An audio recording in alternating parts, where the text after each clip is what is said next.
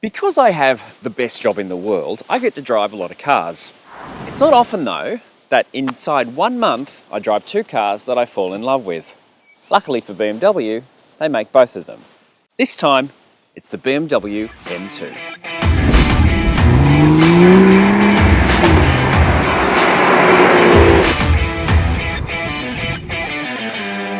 The BMW M2 is based on the 2 Series, a slight 2-door coupe, which is based on the 1. Being an M car though, that's just a serving suggestion, because they've gone and pulled it apart.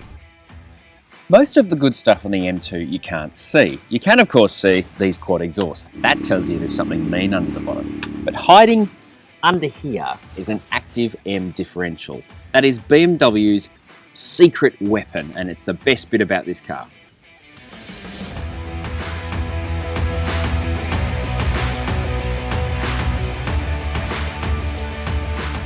There's fatter front and rear guards to contain all the new hardware, much of which you can't see. And if the drill discs don't already grab your attention, the blue calipers tell you that these are M performance brakes. These fat guards aren't just for show either. They're to accommodate the huge wheel and tyre package, the bigger brakes and suspension components from the big brother M4. The M2 is also shorter than the M4, which should ruin the ride and make it a little bit more nervous. Anyone who drove the old 1 Series M will tell you what that's like. The 19-inch wheels with huge sticky Michelin Pilot Supersport tyres also hide these fantastic 380mm M4 discs with the blue calipers that tell you they mean business. Under the bonnet is BMW's straight 6, and with yet more bits from the M4, power is up to 272 kilowatts and 465 newton meters of torque. If you give it the beans, you get an overboost, which means 500 newton meters of torque in this tiny little car.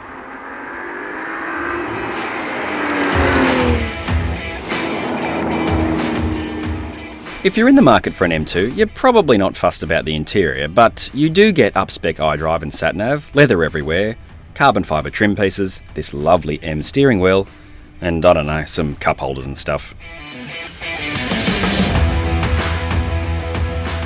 So it's shorter, it's lighter, it does look amazing, but it's got less power, but it's 50 grand less.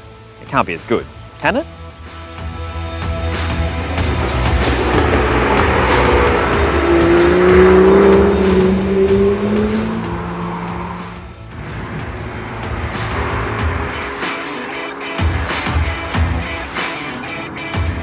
So it's a little bit shorter, and I made a point of that because when you shorten the wheelbase of a car, it tends to ruin the ride, especially when it's running on 35 profile tyres like this one. It doesn't seem to have mattered. There's no adaptive suspension, there's no complication in the chassis.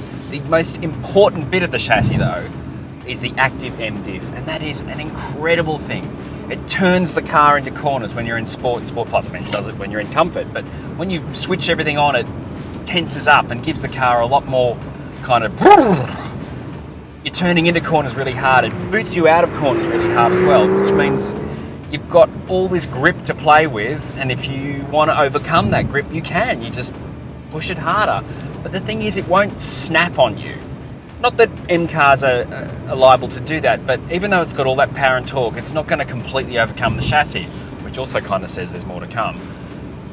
It's such a great car to drive quickly, but it's easy to do it in the sense that you know that you're not going to hit its limits very easily. So you can concentrate, particularly in this car, you can concentrate on shifting the gears, getting the braking and the steering right, and just enjoying yourself.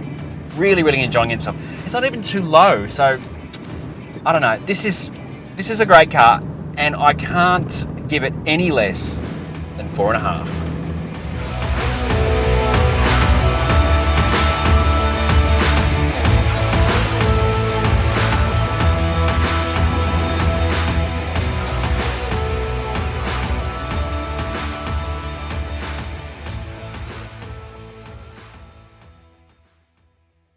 And if you want to read our full review, just click on the link here.